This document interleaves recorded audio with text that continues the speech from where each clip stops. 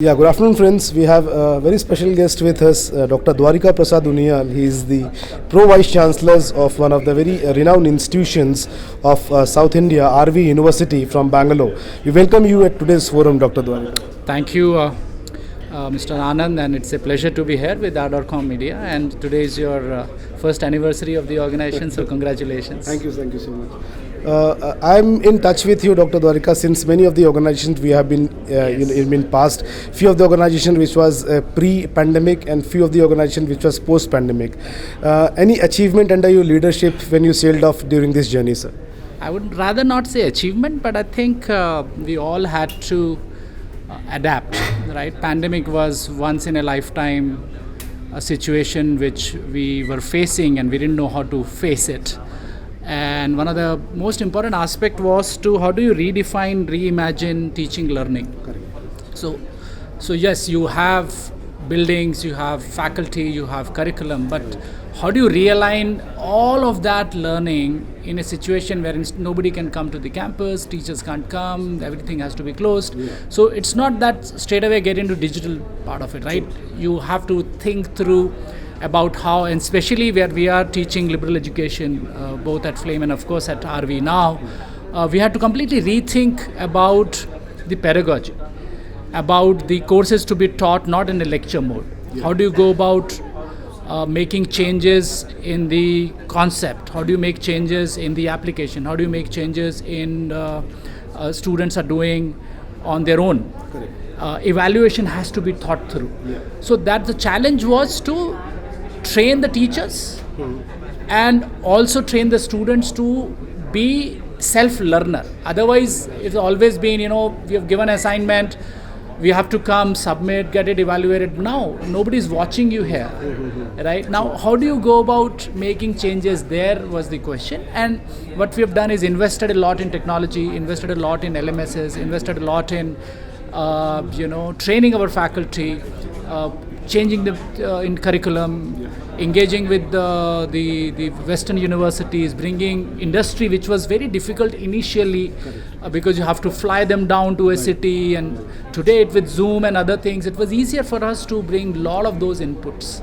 So it was, I would rather say, not as something rocket science, but it fundamentally changed the way we looked at teaching, learning, and how universities need to be ready for the future. Right.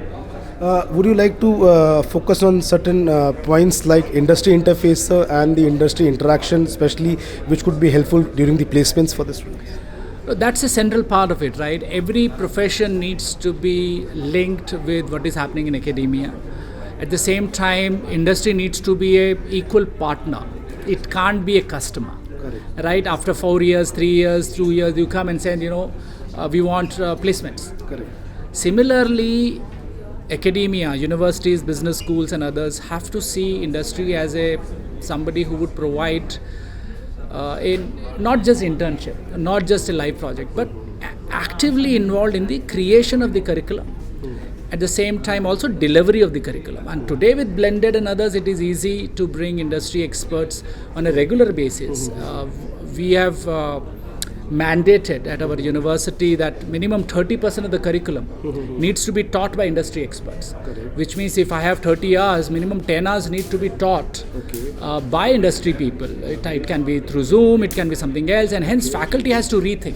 Faculty doesn't know everything. Yeah. So you have to bring that industry input and also get it delivered by the industry and work your projects accordingly so that there is a better coordination. So that is really coming up now, and thankfully industry is also very open today. Yeah. Earlier it used to be closed.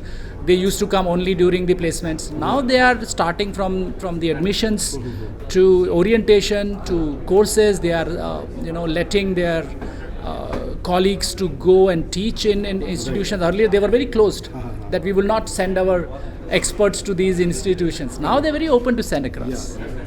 We have seen many transformations for many of the educational institutions. How did RV University played a role, especially when you thought this pandemic would be an opportunity for you, especially in expanding your horizons nationally or internationally in teaching exchange or maybe a student exchange? Oh yes, we actually looked at this is an opportunity, the pandemic is an opportunity to become much more global than we had thought otherwise. And because international universities were also looking at Indian footprint, global footprint, they were also much more open to engage.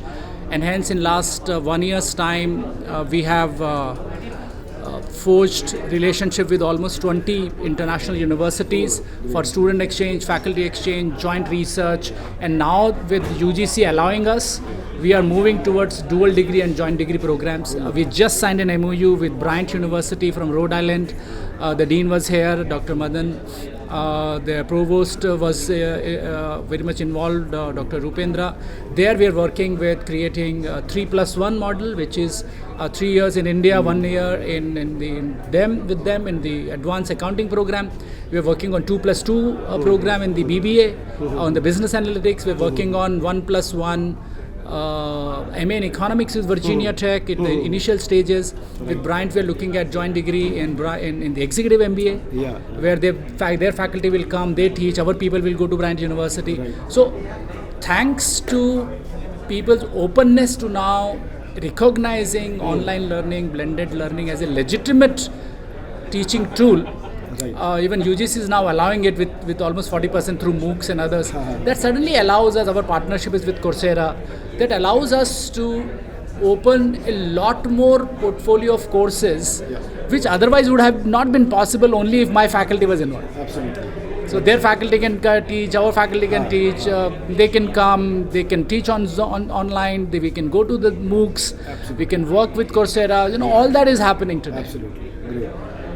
You have been witnessing since morning, sir, and you have been a part of many of the physical forums earlier also. I have invited you in past events in South as well. How does such forums help overall the community, where we can see the alliances, opportunities between the government, academia and corporates? No, they're very important. I think it was good that you brought people from government in the beginning, and today now in the post-lunch session you have many people coming from different parts of South India coming and joining. See, these forums are important. Otherwise, we are very busy in our day-to-day life. I look forward to such events. I told my colleagues that today I'm not available whole day. I'm here meeting people, different stakeholders. I had a very good meeting with Sunstone. I had a very good meeting with SAS. I might have other meetings with maybe other edtech providers. I'm meeting many colleagues from other universities after a long time. I think these forums are needed because nobody is competing.